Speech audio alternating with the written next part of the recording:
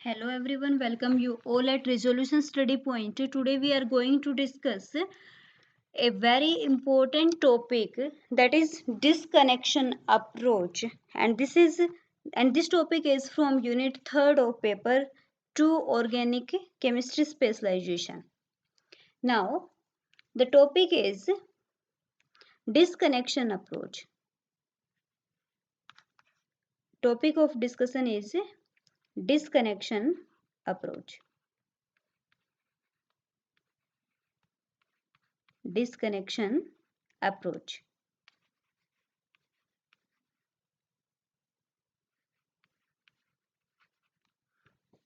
Disconnection approach का क्या मतलब होगा? जो हमारा ऑर्गेनिक केमिस्ट्री स्पेशलाइजेशन का पेपर सेकंड है, उस सेकंड पेपर का यूनिट 3rd और 4th जो टॉपिक है वो है डिस्कनेक्शन अप्रोच. तो डिस्कनेक्शन अप्रोच होता क्या है, या फिर डिस्कनेक्शन अप्रोच क्यों हम स्टडी करते हैं, ऐसी क्या ज़रूरत है कि जिसकी वजह से हमें डिस्कनेक्शन अप्रोच जैसे टॉपिक को पढ़ना पड़ रहा है. अब देखिए, डिसकनेक्शन का मतलब क्या होगा? जो कनेक्शन का अपोजिट है. कनेक्शन का अपोजिट का मतलब ये है कि जैसे हम किसी कंपाउंड का सिंथेसिस करते हैं, तो कंपाउंड के सिंथेसिस के लिए हम जो भी हमारा स्टार्टिंग मटेरियल होता है उससे रिएक्शन करना स्टार्ट करते हैं. वेरियस रिएजेंट्स का, केमिकल्स का, सॉल्वेंट्स का यूज करते हैं, और जो भी हमारा टारगेट मटेरियल होता है उसको हम बना लेते हैं. तो ये जो प्रोसेस है जिसमें हम स्टार्टिंग मटेरियल से टारगेट मटेरियल, SM क्या है? Starting material. TM क्या है? Target material. जिसे हम रिएक्टेंट से प्रोडक्ट बनाते हैं या फिर स्टार्टिंग मटेरियल से टारगेट मटेरियल बनाते हैं, वो प्रोसेस क्या होती है? सिंथेसिस. उस प्रोसेस को क्या बोलेंगे? सिंथेसिस. बट अगर कोई प्रोसेस रिवर्स डायरेक्शन में चलती है, रिवर्स डायरेक्शन का मतलब ये है कि जो टारगेट से किसकी तरफ चलती है? स्टार्टिंग मटेरियल की तरफ. जो रिएक्शन रिवर्स डायरेक्शन में होती है, जो टारगेट मटेरियल से स्टार्टिंग मटेरियल की तरफ चलती है, उस रिएक्शन का नाम होगा डिसकनेक्शन अप्रोच. क्या हो जाएगा? Disconnection approach. तो बेसिकली हम क्या बोल सकते हैं कि जो डिसकनेक्शन अप्रोच है, एक ऐसी स्ट्रेटजी होती है जिसके अंदर हम जो अपना टारगेट मटेरियल है वो किस कंपाउंड से बना होगा, ये ढूंढने की कोशिश करते हैं कि जैसे जो भी हमारा गिवन टारगेट मटेरियल है, इस टारगेट मटेरियल के लिए स्टार्टिंग मटेरियल क्या पॉसिबल हो सकता है, ये सब ढूंढने की, ये बोल सकते हैं कि ये सब फाइंड आउट करने की जो स्ट्रेटजी है उसको ये हम क्या बोलेंगे? Disconnection approach. Now the first topic in disconnection approach is basic principles in disconnection approach, that is synthesis of aromatic compounds. aromatic compounds का synthesis कैसे होता है, और ये जो हमारा आज का लेक्चर है ये फर्स्ट लेक्चर रहेगा ऑर्गेनिक स्पेशलाइजेशन के पेपर 2 के लिए, जिसका नाम रहेगा enzyme chemistry and disconnection approach. Disconnection approach का एक दूसरा नाम भी है जिसको हम बोलते हैं रेट्रोसिंथेसिस. क्या नाम है? रेट्रोसिंथेसिस. रेट्रो का मतलब है रिवर्स, जो सिंथेसिस का रिवर्स होता है. Okay, now the next one is what is the basic principle of synthesis. Now disconnection and FGI. What is this FGI? Here this FGI means functional group interconversion. Functional group interconversion means एक ऐसी process जिसके अंदर हम functional group को change करते हैं, interconvert करते हैं. एक फंक्शनल ग्रुप दूसरे में इंटरकन्वर्ट होता है, इंटरकन्वर्जन. उस प्रोसेस को हम क्या बोलेंगे? FGI. So basically disconnections are the reverse of synthetic steps or reactions, and we disconnect only when we have a reliable reaction in mind. कहने की बात यह है कि डिस्कनेक्शन का मतलब होगा कि एक ऐसी प्रोसेस जो सिंथेटिक स्टेप्स के जस्ट रिवर्स होती है। और किसी भी रिएक्शन का डिस्कनेक्शन हम कब कर सकते हैं, जब हमारे माइंड के अंदर कोई रिलायबल रिएक्शन हो। अगर हमारे माइंड के अंदर कोई रिएक्शन ही नहीं चल रही है तो हम उसका डिस्कनेक्शन भी नहीं करेंगे। एग्जाम्पल के लिए देखिए, एग्जाम्पल के लिए आपके पास बुक के अंदर एक कंपाउंड दे रखा है जिसको नंबर दे दिया है 1 से।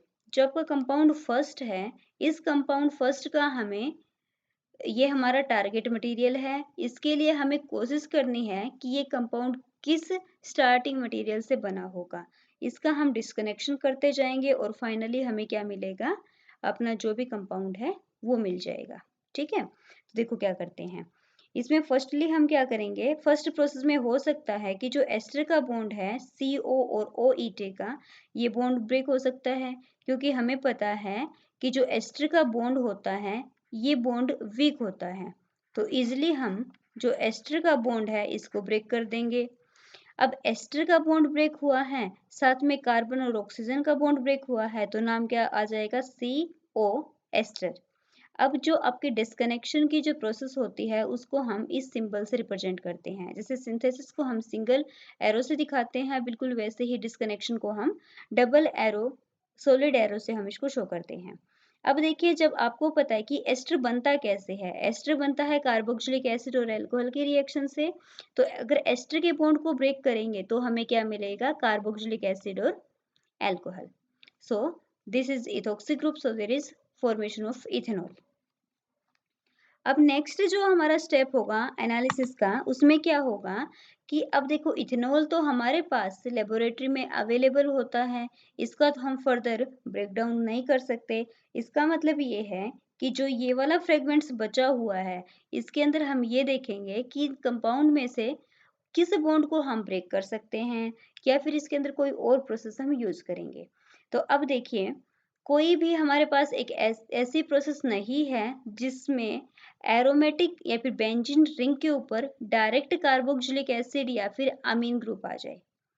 तो बेसिकली अगर हमें अमीन ग्रुप लेकर आना होता है तो हम नाइट्रो का रिडक्शन कर देते हैं, और अगर हमें कार्बोक्सिलिक एसिड का ग्रुप लेके आना होता है तो हम टोलिन का क्या कर देते हैं, ऑक्सीडेशन कर देते हैं। तो बेसिकली क्या हुआ कि NH2 ग्रुप हमें मिला NO2 से, तो NO2 के रिडक्शन से हमें NH2 मिल जाएगा, और CH3 के ऑक्सीडेशन से हमें क्या मिल जाएगा, कार्बोक्सिलिक एसिड। तो बेसिकली हुआ क्या कि जो ये आपका NH2 ग्रुप है, इस ये NO2 ग्रुप में कन्वर्ट हुआ होगा तभी तो ये NH2 बना होगा। तो इसका मतलब ये होगा कि हमें NH2 को NO2 में कन्वर्ट करना पड़ेगा। अब NH2 भी एक फंक्शनल ग्रुप है, NO2 दूसरा फंक्शनल ग्रुप है। तो एक फंक्शनल ग्रुप जब दूसरे में कन्वर्ट होता है, उसी प्रोसेस को हम क्या बोल देंगे, FgI, FgI।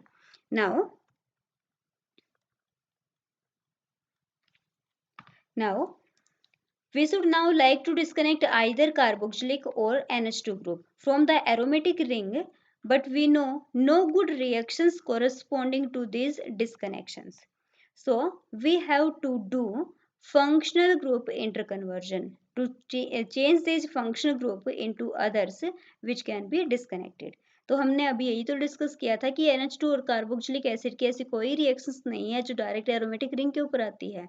तो अगर डायरेक्ट नहीं आती है तो हमें इन दोनों ग्रुप्स को किसी ऐसे ग्रुप में कन्वर्ट करना पड़ेगा जिसकी वजह से ये क्या हो जाए, इजिली डिस्कनेक्ट हम इसको कर पाए।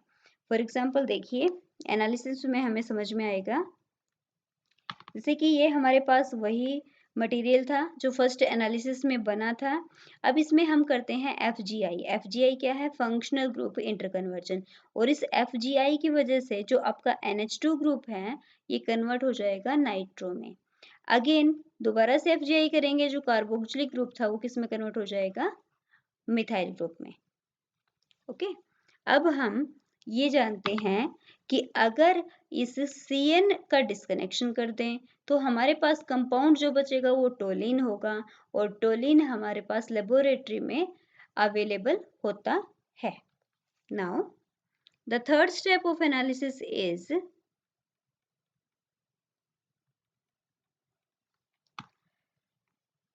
disconnection of this nitro group and this is known as CN nitration, क्योंकि नाइट्रो ग्रुप कैसे आया होगा, नाइट्रेशन से, और कार्बन नाइट्रोजन का बॉन्ड ब्रेक हुआ इसलिए हमने CN लिखा, फिर नाइट्रेशन लिख दिया, और यहाँ पर ये कन्वर्ट हो जाएगा हाइड्रोकार्बन्स में। ओके, एंड ये जो टोलिन है, ये टोलिन हमारी लेबोरेटरी में अवेलेबल है, तो इसलिए हम इसका as a starting material use कर सकते हैं। तो बेसिकली हमने डिस्कनेक्शन में क्या पढ़ा, डिस्कनेक्शन में हमने ये देखा कि अपने पास एक टारगेट मटेरियल था जिसकी स्ट्रक्चर हमें पता थी, तो हमें फाइंड आउट क्या करना था कि इस टारगेट मटेरियल के लिए अवेलेबल स्टार्टिंग मटेरियल क्या हो सकता है। तो हमने देखा कि कीटोन के लिए यहाँ पर स्टार्टिंग मटेरियल बना है टोलिन। कैसे कैसे बना वो हमने डिफरेंट स्टेप्स ऑफ डिस्कनेक्शन में स्टडी किया है। अब देखिए इस कंपाउंड को हम सिंथेसिस करते हैं। सिंथेसिस करना किसका है, टारगेट मटेरियल का, और टारगेट मटेरियल हमारा था क्या, हमने देखा था कि टारगेट मटेरियल अपना था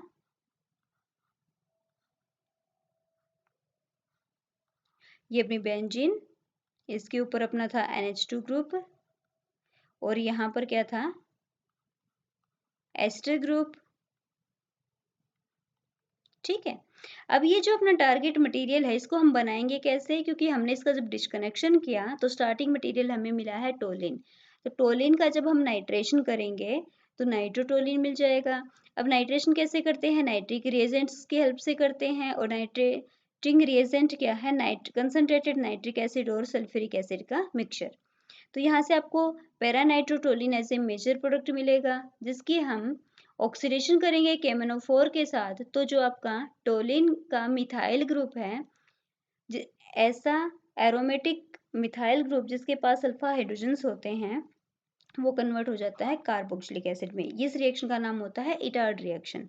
नेक्स्ट स्टेप में अब NO2 जो ग्रुप है इसका हम कर देंगे reduction with the help of hydrogen. Now this nitro group is converted into NH2। और अब हम क्या करेंगे, अब हमारा टारगेट मटेरियल में एस्टर था, यहाँ पर कार्बोक्सिलिक एसिड है, तो कार्बोक्सिलिक एसिड की रिएक्शन करेंगे अल्कोहल के साथ, तो यहाँ पर फॉर्मेशन होगी एस्टर की। तो ये हमारा स्टार्टिंग मटेरियल था, इससे हमने टारगेट मटेरियल बनाया। तो स्टार्टिंग से इसको हम रिएक्टेंट भी बोल सकते हैं, और इसको हम क्या बोल सकते हैं, प्रोडक्ट। रिएक्टेंट से प्रोडक्ट बनाने वाले रिएक्शन का नाम होगा सिंथेसिस, लेकिन प्रोडक्ट से रिएक्टेंट बनाने वाली रिएक्शन का नाम क्या हो जाएगा, डिस्कनेक्शन और रेट्रोसिंथेसिस। तो आज का जो हमारा लेक्चर है इसमें हम यहीं तक अपना लेक्चर खत्म करते हैं। आज के लेक्चर में हमने क्या पढ़ा, आज हमने पढ़ा कि डिस्कनेक्शन वर्ड का क्या मतलब है, डिस्कनेक्शन अप्रोच है क्या, और FGI क्या होता है। तो डिस्कनेक्शन क्या है, एक रिवर्स प्रोसेस होती है, रेट्रोसिंथेसिस भी इसका नाम होता है। डिस्कनेक्शन अप्रोच एक स्ट्रेटजी होगी जिसमें हम टारगेट मटेरियल को ब्रेक डाउन करके उसका कन्वर्जन करते हैं स्टार्टिंग मटेरियल में। तो आई होप आपको समझ में आ गया होगा आज का लेक्चर। नेक्स्ट लेक्चर में हम पढ़ने वाले हैं सिंथोन्स। What is this सिंथोन्स।